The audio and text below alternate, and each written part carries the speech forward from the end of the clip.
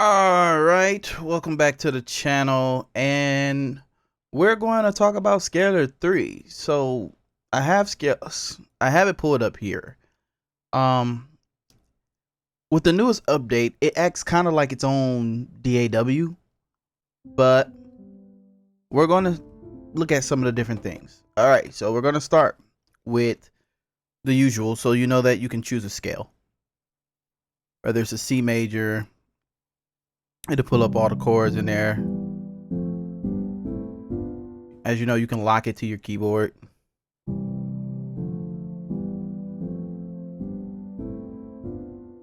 So, you can just choose different scales and lock it. That's the usual Scalar 2 things, right? So here's the interesting part. So when you go in here, right, not only do you have the internal sounds, but guess what? Now you have instruments from every VST that you own. You can use different instruments. So like, let's say I wanted to use the Mellotron on this first track. I can use the Mellotron. Scalar will pull it right on up and let me use it in this. So let me demonstrate. So we have it locked.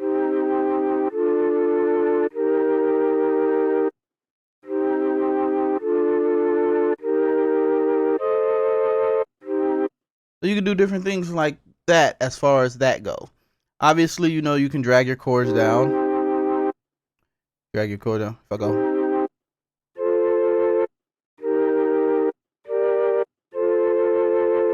So if I was to make a chord progression, I can drag it down.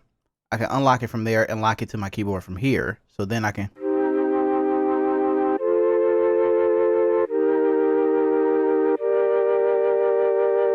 Right? So this is the scale selection. We could talk about the different performances. We can bring up the performances. So the thing about the performances is now you can preview them before you use them. So like let's see. Let's try melody.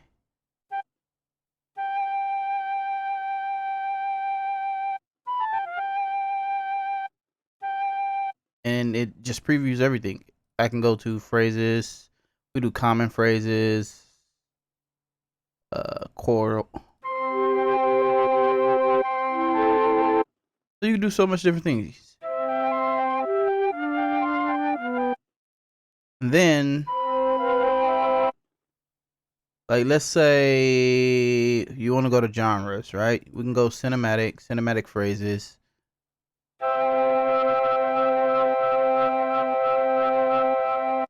Or even hip hop, right? Well, it only has bases for hip hop, but that's fine as well. We can do about trap. Trap only got bases too. What about pop? See what pop has.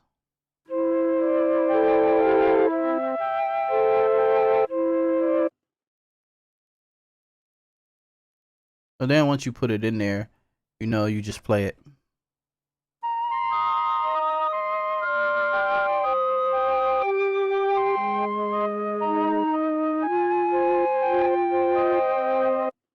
So you can you can do that. You can lock the scales. You can do the voicings. You can be dynamic.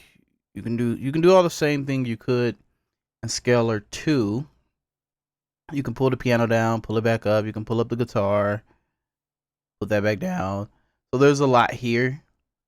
But now let's move on to chord sets. Okay, so with chord sets, this is really cool. So you could just choose things based off common progressions, uncommon progressions, genres, moods, users, favorite. So your users is where yours is, and of course you can import all of the chords that you might have made in chord sets that you might have made in Scalar 2. So we'll go with mood. Let's do dramatic.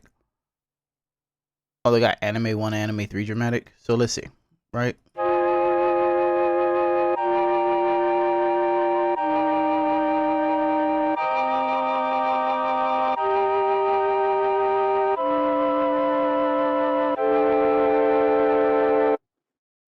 Okay, so you can lock it.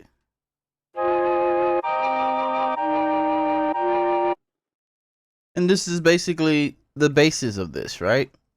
Let's move on to the next section.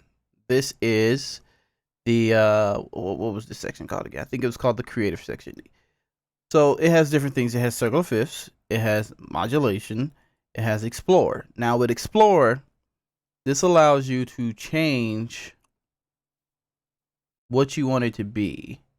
Let's do cinematic dark, and then they give you this, and then they'd be like, okay, these scales are close, so it can.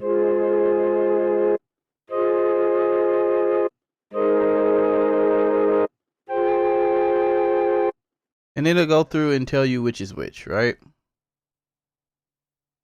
You have colors, you have sketches, and I'm gonna let y'all try this out for video's sake. I'm trying to not run this video too long with this first look. Then you have the arrange window. So the arrange window, you have your tracks, you have your main, and you have your mixer. You have your MIDI editor, and mixer, right? So in here, you'll be able to edit your MIDI.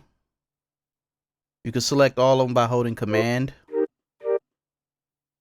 so you can see all of them, and you'll be able to control what you want. It has an auto voice leading, so it adjusts it to make it like where you want it to be. But you might also be like, okay, I want more of a open voicing, and it'll give you more of an open voicing and different things like that. You have your density, you have your semitone, inverse, octaves, or you can use auto voice leading, which pulls everything together closest as it can to find where it needs to be. Okay, so with the arrange window, you can add multiple tracks. This isn't the only track you can add. You can add multiple tracks. So I can go add one. I can go to let's do phrases.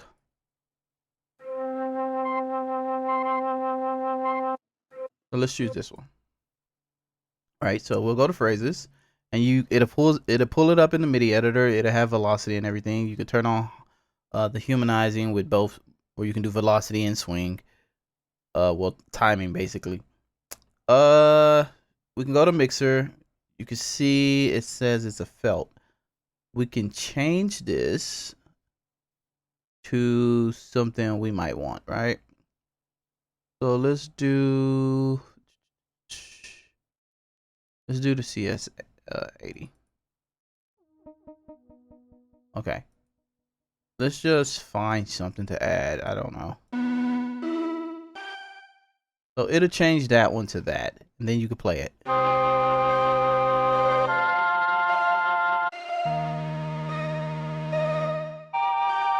And you can come in here and just arrange things the way you might want to arrange it, with different tracks, different expressions, different chord progressions, and things like that. You can even go into the MIDI editor and edit things that you might not want, or what you might want.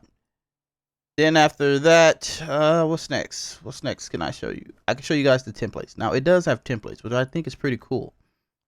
So these are all the templates it has. It has dramatic score, chill arrangement, cafe hallucination, EDM starter, ethereal pop, house, melodize, trip, so simple, space strings, washi. So what these templates is it gives you like, let me just show it to you.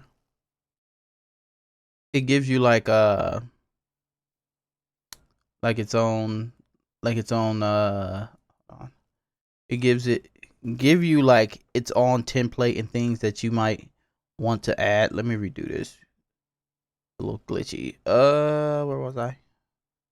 So let's do dramatic score. So it's gonna put the tracks on here in the different performances, right? And it's gonna give you a chord progression. It's gonna give you all of that. And let's hear what it sounds like. And that's really all you get with this one. That's like kind of an overview. Now, I opened this by itself, but in your DAW, everything will sync the loop. I use Logic Pro a lot of times, so a lot of it will sync together, and you can work in your DAW from that way. You can also pull and drag and export and things like that. You can do all the same thing you could do in the other one with the 4 beats, 8 bars, things like that, the whole 9. And this is really my first thought on Scalar 3. It's so intuitive but it also feels like its own DAW. It feels like a DAW for composing, for composers. Like, it's kind of like what Sibelius could have been. Not to knock on Sibelius, but it's kind of like what Sibelius, like if you took the aspects of Scalar 3 and add notation that like Sibelius have, you would get the ultimate composer DAW. And I feel like Scalar 3, it's on its way to that.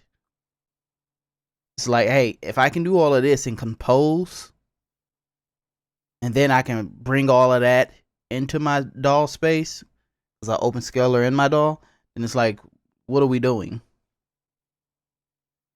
You can't lose, and Scalar is just gonna get better from here. So drop in the comments, tell me what you think. If you got Scalar 3, is it a yes for you or a no for you? Are you planning on getting it? Are you not planning on getting it? Just let me know, and we're gonna do more videos soon on the 2 Simps and the DBX 286 that I got, which I am actually recording on that right now, the 286. All right, peace.